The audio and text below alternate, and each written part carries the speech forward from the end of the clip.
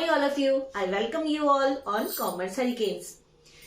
Rural marketing segmentation topic हम कर रहे हैं, जिसमें फर्स्ट पार्ट में हम इसके बारे में बहुत कुछ पढ़ चुके हैं और आई होप आप वो वीडियो देख भी चुके हैं।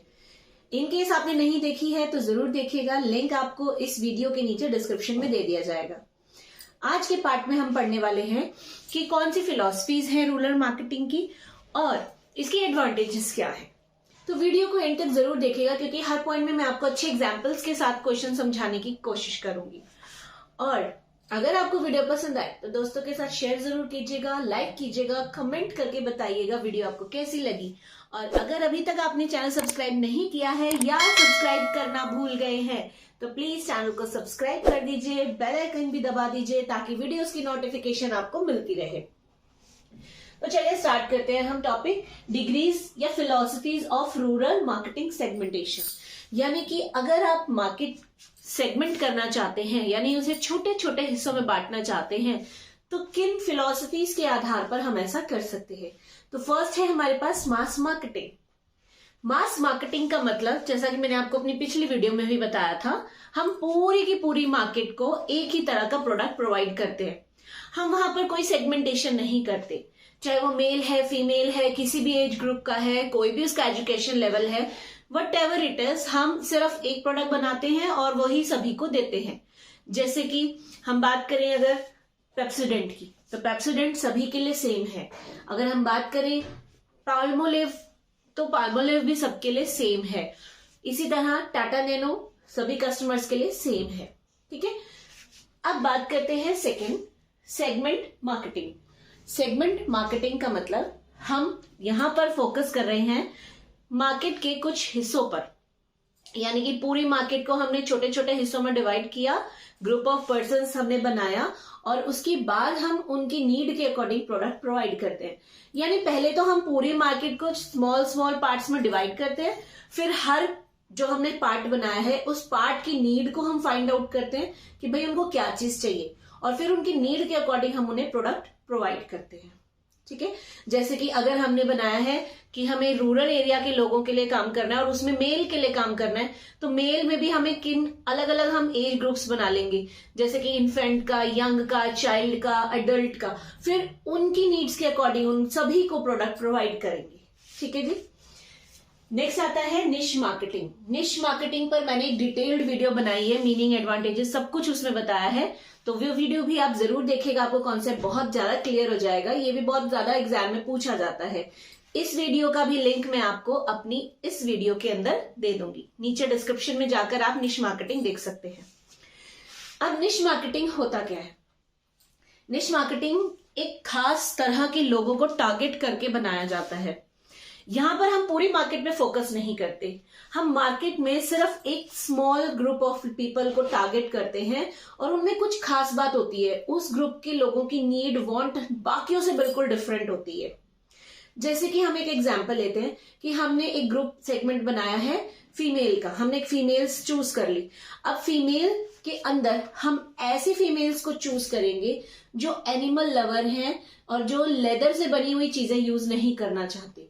अगर हमारा काम है लेडीज पर्स बनाने का, तो हम लेडीज पर्स सिर्फ उस मटेरियल का बनाएंगे जो मटेरियल उन औरतों को पसंद आएगा। हम लेदर का कोई प्रोडक्ट नहीं बनाएंगे। जो एनिमल लवर होते हैं उनको वेगन बोला जाता है, तो हम उन लोगों के लिए प्रोडक्ट बनाएंगे, बाकी लेडीज की तरफ हमारा कोई फोकस नहीं होगा। समझ गए आप निश मार्केटिंग क्या है?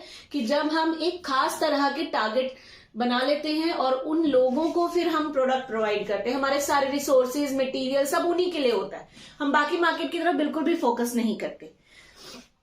नेक्स्ट आता है माइक्रो मार्केटिंग। माइक्रो मार्केटिंग निश मार्केटिंग के अंदर ही होता है। यानी हमने पहले निश मार्केटिंग में क्या किया, एक खास तरह की फीमेल्स का ग्रुप बना लिया जो सिर्फ और सिर्फ एनिमल लवर हैं और लेदर के अलावा किसी भी तरह के मटेरियल का बना पर्स वो यूज कर सकती हैं। अब हर लेडी की डिमांड अलग होगी, कोई वर्किंग होगी, कोई हाउसवाइफ होगी, किसी को डिजाइनर पर्सेस पसंद है, किसी को सिंपल पर्सेस पसंद है। तो हम क्या करते हैं कि वो जो हमारे ग्रुप ऑफ पीपल है उसमें हर इंडिविजुअल के ऊपर हम फोकस करते हैं। यानी उस ग्रुप में अगर हमारे पास 1000 औरतें हैं तो हम उन 1000 की 1000 औरतों की डिमांड को पहले समझेंगे और उनके डिमांड के अकॉर्डिंग उन्हें प्रोडक्ट देंगे। यानी हर बार हमारा प्रोडक्ट दूसरे से अलग होगा। 1-to-1 सेलिंग की जाती है, और जब 1-to-1 सेलिंग की जाती है उसे माइक्रो मार्केटिंग कहते हैं। कंफ्यूज हो गए? कोई बात नहीं, मैं हूं ना, आपको एग्जाम्पल्स के साथ समझाती हूँ। एग्जाम्पल ले लेते हैं, जैसे कि हम बात करते हैं टेलर की। ठीक है, टेलर ने क्या किया है, एक खास तरह का ग्रुप ऑफ पीपल उसने चूज कर लिया कि मुझे तो सिर्फ फीमेल्स की ही ड्रेसेस बनानी है, और फीमेल्स में भी मुझे सिर्फ 15 साल तक के बच्चे की ड्रेस बनानी है, मतलब 0 से लेकर 15 ईयर्स तक के बच्चों की। इससे ऊपर की लेडीज जो है मैं उनके लिए ड्रेस नहीं बनाऊंगी। ठीक है, तो मैंने टारगेट किसको कर लिया, निश मार्केटिंग मेरी किसकी हो गई, उन 15 साल तक की औरतों की, बच्चों की, सॉरी। ठीक है, अब हर बच्चे की नीड अलग होगी, हाइट अलग होगी, वेट अलग होगा, उसकी बॉडी का स्ट्रक्चर अलग होगा।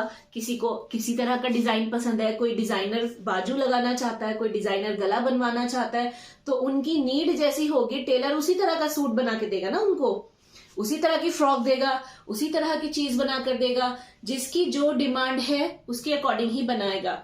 कभी भी टेलर के पास एक कस्टमर का जो ड्रेस बनने आया है वो दूसरे के साथ सेम नहीं होता है ना, सबकी अपनी नीड्स होती हैं। वो 1-to-1 सेलिंग कर रहा है, पहले वो हर कस्टमर की नीड जान रहा है और उसके बाद उसको उसके अकॉर्डिंग ड्रेस बना के दे रहा है। तो हम माइक्रो मार्केटिंग में 1-to-1 सेलिंग करते हैं। नेक्स्ट आता है टारगेट मार्केटिंग। टारगेट मार्केटिंग नाम से ही पता चल रहा है, यहां पर हम टारगेट करते हैं कस्टमर्स को। यहां पर हम क्या करेंगे, पहले प्रोडक्ट बना लेंगे और उसके बाद देखेंगे कि कौन से ऐसे लोग हैं जो हमारे प्रोडक्ट को परचेज करने की ताकत रखते हैं, उनके पास परचेजिंग पावर है और हमारा प्रोडक्ट के जैसा ही उनका नीड है। मतलब जो जो चीजें हम अपने प्रोडक्ट में दे रहे हैं उनको वही चीजें पसंद आ रही हैं। ठीक है, बाकी सब में आपने क्या किया, पहले कस्टमर की नीड फाइंड आउट की, फिर प्रोडक्ट बनाया, है ना। लेकिन यहां पर आप पहले प्रोडक्ट बना रहे हैं कुछ बातों को ध्यान में रखते हुए, और फिर आप फाइंड आउट कर रहे हैं कि कौन से लोग हैं जो आपके कस्टमर्स हो सकते हैं। जैसे कि टाटा नैनो ने ये सोचा, जब टाटा कंपनी ने नैनो कार निकाली तो उनको लगा कि कार जो है वो हमेशा लग्जरियस प्रोडक्ट में आती है और महंगी महंगी कारें होती हैं, अमीर लोग ज्यादा खरीद पाते हैं, मिडिल क्लास या पुअर पर्सन तो इतनी कार ले ही नहीं पाता। तो उन्होंने इस बात को ध्यान में रखते हुए एक कार बना ली जो कि 1 लाख के अंदर उसका बजट था। अब उन्होंने कार बना ली पहले, उसके बाद उन्होंने मार्केट में कार लॉन्च की और फिर फाइंड आउट किया कि कौन कौन से ऐसे लोग हैं जो उनकी इस कार को परचेज कर सकते हैं, यानी उनके टारगेट हो सकते हैं। ऑब्वियसली अमीर इंसान उस 1 लाख रुपए की कार को नहीं खरीदेगा, पुअर पर्सन खरीदेगा या हो सकता है मिडिल क्लास के भी कुछ लोग। तो वो उन्हीं लोगों को टारगेट कर रहा है, उन्हीं के लिए एड्स बना रहा है, उन्हीं के ध्यान में फीचर्स रखता है, उसी के अकॉर्डिंग वो प्रोडक्ट बनाता है। ठीक है, तो टारगेट मार्केटिंग नाम से पता चल गया कि पहले हम प्रोडक्ट बना लेंगे, उसके बाद अपने कस्टमर्स को टारगेट करेंगे, उन्हें बताएंगे कि इस तरह का प्रोडक्ट मार्केट में आ गया है। ये है हमारी अलग अलग तरह की मार्केटिंग। मोस्टली स्टूडेंट्स को यहाँ कंफ्यूजन होती है, उन्हें ये समझ नहीं आता कि सेगमेंट मार्केटिंग और टारगेट मार्केटिंग में क्या डिफरेंस है। इसलिए मैं आपको बता रही हूँ, सेगमेंट मार्केटिंग में हम पहले पूरी मार्केट को छोटे छोटे सेगमेंट्स में यानी हिस्सों में बांटते हैं, उसके बाद हर ग्रुप की नीड फाइंड आउट करके प्रोडक्ट बनाकर उनको देते हैं। टारगेट मार्केटिंग में पहले प्रोडक्ट बन चुका है और अब हम टारगेट कर रहे हैं उन ग्रुप ऑफ पर्संस को जो हमारा प्रोडक्ट खरीद सकते हैं। ठीक है, नेक्स्ट टॉपिक जो आता है हमारा, that is advantages and benefits. क्या फायदा है हमें रूरल मार्केटिंग सेगमेंट करने का, क्यों करते हैं हम इतना काम, हम ये अलग अलग तरह से मार्केट को सेलिंग क्यों कर रहे हैं हम। First is knowledge of market opportunity. हमें ये पता चलता है कि मार्केट में हमारी अपॉर्चुनिटी कौन कौन सी है, मींस किस तरह के कस्टमर्स अवेलेबल हैं, क्या उनकी नीड्स हैं, हमारे रिसोर्सेज कौन कौन से हमारे पास हैं, उन रिसोर्सेज का इस्तेमाल करके हम किस तरह का प्रोडक्ट उन्हें दे सकते हैं जिससे कि सभी की नीड फुलफिल हो जाए। ठीक है, next is customer oriented strategy. Customer oriented का मतलब कस्टमर को किंग ऑफ मार्केट समझो और जो वो चाहता है उस तरह का प्रोडक्ट बना के उसे दो। पुराने टाइम में हम क्या करते थे कि बाय हुक और क्रुक किसी भी तरीके से प्रोडक्ट सेल कर देते थे, मगर ये गलत है, क्योंकि एक बार आप कंज्यूमर को उल्लू बना सकते हो, प्रोडक्ट बेच सकते हो, लेकिन दोबारा वो आपका प्रोडक्ट खरीदने नहीं आएगा। अगर आप चाहते हो कि लॉन्ग रन में आपको प्रोडक्ट सेल होता रहे, प्रॉफिट मिलता रहे, तो हमेशा कंज्यूमर की नीड के अकॉर्डिंग प्रोडक्ट बनाइए। तो यहाँ पर कस्टमर को ध्यान में रखते हुए प्रोडक्ट बनाया जाता है और मार्केट में सेल किया जाता है। दोस्तों पहले आप इसका एक स्क्रीनशॉट ले लीजिए ताकि आप नोट्स बना सके, फिर हम डिस्कस करते हैं आगे पॉइंट। तो थर्ड पॉइंट हमारा कहता है रिडक्शन इन वेस्टफुल एक्सपेंडिचर, यानी कि कंपनी के पास जितने भी रिसोर्सेज हैं वो बिल्कुल सही डायरेक्शन में यूज हो रहे हैं, क्योंकि उनको पता है कि किस तरह के कंज्यूमर्स के लिए प्रोडक्ट बनाना है, उनकी क्या नीड है। तो हमारे जितने भी रिसोर्सेज होंगे हम उनको प्रोडक्ट बनाने में इस्तेमाल करेंगे और वेस्ट नहीं करेंगे। अगर आपको पता ही नहीं है कि आपको क्या बनाना है तो आप पहले प्रोडक्ट बना लेंगे और जब वो मार्केट में बिकेगा नहीं तो आपको समझ आएगा कि आपने गलत काम कर दिया, कि आपने गलत प्रोडक्ट बना दिया, इससे आपके रिसोर्सेज वेस्ट हो जाएंगे। तो बेटर है कि पहले आप मार्केट का सेगमेंट कर लीजिए और उनकी नीड के अकॉर्डिंग प्रोडक्ट बनाइए, तो रिडक्शन ऑफ वेस्टेज हो जाएगा। Next, better assessment of competition. हमें सेगमेंट करने से ये पता चल जाता है कि मार्केट में कितना कंपटीशन है, किस ग्रुप के लोगों को ज्यादा मतलब जो हमने डिफरेंट ग्रुप्स बनाए हैं, तो कौन सा ग्रुप है जहां पर हमें सबसे ज्यादा कंपटीशन फेस करना पड़ेगा। अगर हमने एक ऐसा ग्रुप फाइंड आउट कर लिया जहां पर कंपटीशन ज्यादा है ही नहीं, तो ऑब्वियसली हम वहां पर ज्यादा एक्सेल कर पाएंगे, ज्यादा प्रॉफिट्स हम कमा पाएंगे। और अगर एक ऐसा ग्रुप है जहां कंपटीशन बहुत ज्यादा है और हम कंपटीशन अवॉइड करना चाहते हैं, तो बेटर है कि हम किसी और ग्रुप की तरफ जाएं। Next, adjustment in products. आपने प्रोडक्ट बना लिया, आप कंज्यूमर के पास वो प्रोडक्ट पहुंचा रहे हैं, लेकिन क्योंकि आपने कुछ लोगों को टारगेट किया हुआ है तो उनकी फीडबैक आपको टाइम टू टाइम मिलती रहती है कि वो प्रोडक्ट से सेटिस्फाई है या नहीं है, या वो प्रोडक्ट में और क्या चीजें चाहते हैं। तो जब आपको उसकी नॉलेज मिलती है, आप अपने प्रोडक्ट में वो चेंजेस ला देते हैं, जिससे कि आपका प्रोडक्ट और ज्यादा बिकना स्टार्ट हो जाता है। Next, increase in sales volume. Obviously अगर आप प्रोडक्ट में एडजस्टमेंट्स करेंगे, कस्टमर की नीड के अकॉर्डिंग उन्हें प्रोडक्ट देंगे, तो आपकी सेल्स बढ़ेंगी, और अगर आपकी सेल्स बढ़ेंगी तो आपका प्रॉफिट भी बढ़ेगा। Next, effective advertisement appeal.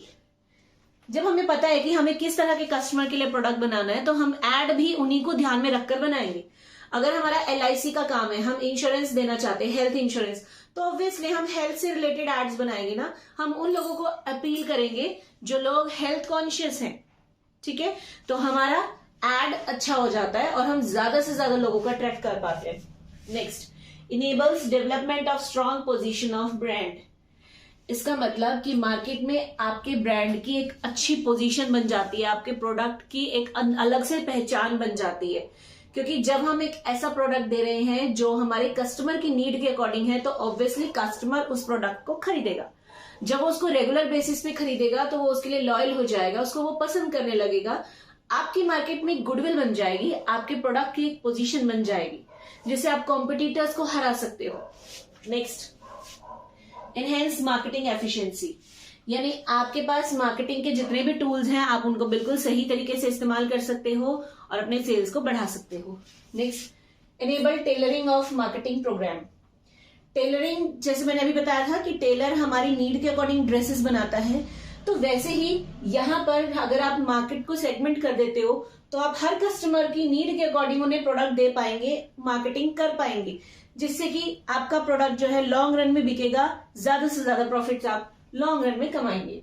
Next, matches need and want of specific group of buyers, यानी आपने जो एक specific group of buyers find out किया है, आप उनकी नीड को जानते हैं और फिर प्रोडक्ट उसकी अकॉर्डिंग बनाते हैं, जिससे कि मैच हो जाता है। क्योंकि अगर आपने नीड के अकॉर्डिंग प्रोडक्ट नहीं बनाया तो कस्टमर आपका प्रोडक्ट नहीं खरीदेगा, ठीक है। अब सर्दी आ गई है तो कस्टमर चाहता है कि उसको गर्म कपड़े दिए जाएं, वुलन क्लोथ्स अच्छे हाई क्वालिटी के हों जिनसे ठंड ना लगे, लेकिन आप उनको लो क्वालिटी का प्रोडक्ट दे रहे हो तो वो आपका प्रोडक्ट नहीं खरीदेगा। तो क्योंकि कस्टमर जो है नीड जो भी उसकी है उसके अकॉर्डिंग आप प्रोडक्ट दीजिए, उनको मैच कीजिए, तभी आपका प्रोडक्ट बिकेगा। Next, help in knowing company capability and assessment of competitor. Rural marketing का जब हम सेगमेंट कर देते हैं तो हम अपने कॉम्पिटिटर को अच्छे से पहचान सकते हैं और साथ ही साथ हम अपनी कंपनी की कैपेबिलिटी यानी काबिलियत भी पहचान सकते हैं कि हमारा कॉम्पिटिटर ऐसा ऐसा कर रहा है, लेकिन हमारे पास तो ये रिसोर्सेज हैं, तो हम अपने रिसोर्सेज का कैसे इस्तेमाल करें कि हम कॉम्पिटिटर को हरा सके। तो मीन्स आप अपने अंदर की स्ट्रेंथ और वीकनेस को समझ पाते हो और उसके अकॉर्डिंग ही प्रोडक्ट मार्केट में बेच पाते हो। तो इसी के साथ हमारा रूरल मार्केटिंग चैप्टर जो है वो खत्म हो गया है। दोस्तों वीडियो अगर पसंद आई हो तो दोस्तों के साथ शेयर जरूर कीजिएगा, और अगर आपका कोई डाउट है तो आप कमेंट सेक्शन में वो पूछ सकते हैं। Bye, have a good day, all the best for your exams.